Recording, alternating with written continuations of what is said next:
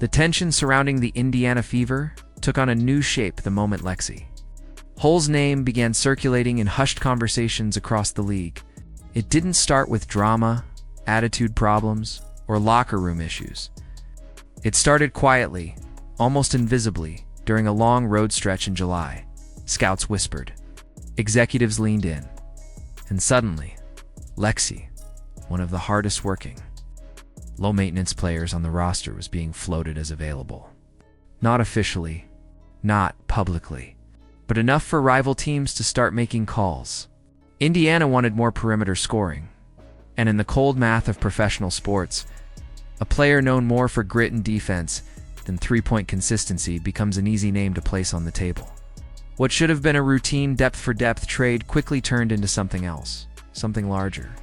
Something that revealed how drastically the Fever's internal structure had shifted since Caitlin Clark arrived. At first, everything looked predictable. A Western Conference team, believed by many to be Phoenix or Dallas, expressed interest. Discussions opened. Scenarios were drafted. One option involved a veteran wing. Another centered on draft compensation. None of it seemed explosive, but then the phones went silent. Every conversation stopped, as if someone had pulled the plug on the entire process. No callbacks. No counteroffers. No leaks. Nothing. Trade talks vanished overnight. And inside Indiana's front office, everyone wanted to know the same thing. Who killed the deal? That's when eyes turned toward Caitlin Clark's management team. To truly understand the sudden shift, you have to understand the scale of Clark's influence. She's not just a basketball player. She's a multi-million-dollar brand machine backed by Nike, Gatorade, Wilson, State Farm, and more. She has teams managing her public image, analyzing social media trends, monitoring interview narratives, and constructing a polished, recognizable persona that fans latch onto instantly. Everything she does carries weight. Everything she says shapes headlines. So when her camp learned Lexi Hull might be traded, they didn't see a roster adjustment. They saw a disruption to the image ecosystem they'd spent months building. Hull isn't just a teammate. She fits the same public mold: clean reputation, humble demeanor, steady energy. She appears with Clark in team promos, community events, and lighthearted social clips that fans adore. Their chemistry is effortless, and fans even created edits labeling them the Golden Duo of Indiana. Clark's brand advisors understood the value of that connection. You don't risk losing that for a slight upgrade in perimeter shooting. So, according to insiders, Clark's circle expressed concern, not in a confrontational way, but firmly enough to be felt. And the effect was immediate. The trade died on the spot. This is where the internal tension deepened. Owner Steve Simon had greenlit the idea of exploring options. He's a businessman first, and Caitlin Clark's presence had skyrocketed revenue, viewership, merchandise, everything. His investment was tied to her success. But he also wanted a competitive roster, and moving pieces around was part of that vision. Head coach Stephanie White, meanwhile, had been realistic about her rotation. She'd reduced Hull's minutes while testing younger guards and trying to find more consistent scoring options.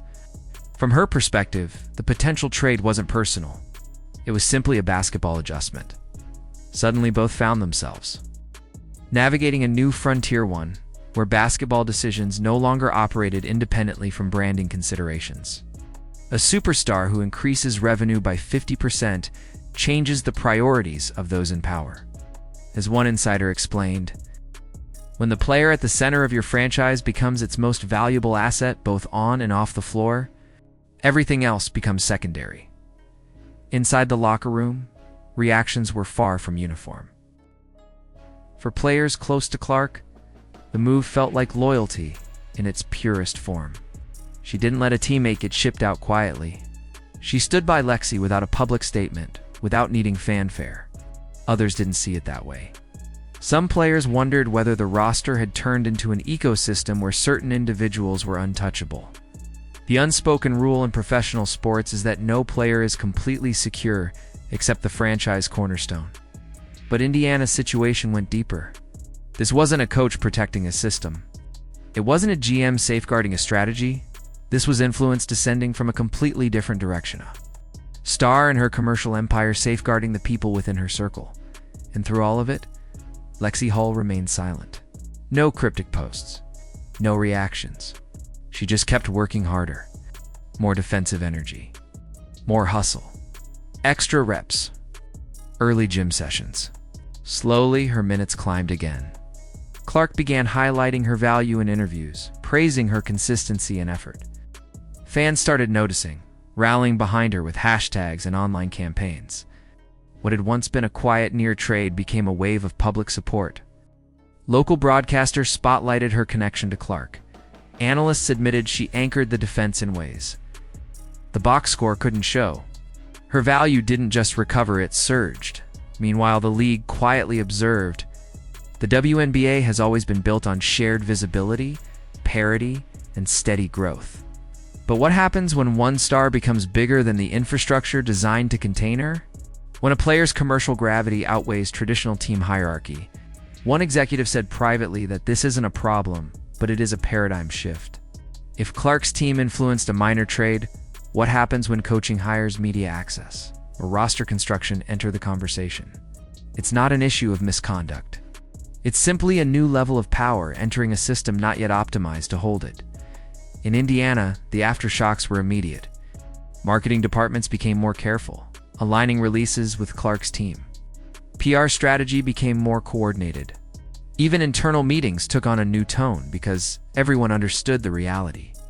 Nothing involving the Fever's public image could be decided without considering how it affected the league's biggest star. Some viewed it as efficient and visionary. Others called it delicate and potentially destabilizing. But everyone recognized the truth. The Fever were no longer just a basketball team. They were a brand, and Caitlin Clark was at the center of it. And that brings this entire story into focus. Was the halted trade loyalty or leverage? In truth, it was both. Clark is fiercely loyal by nature. She protects the people she trusts.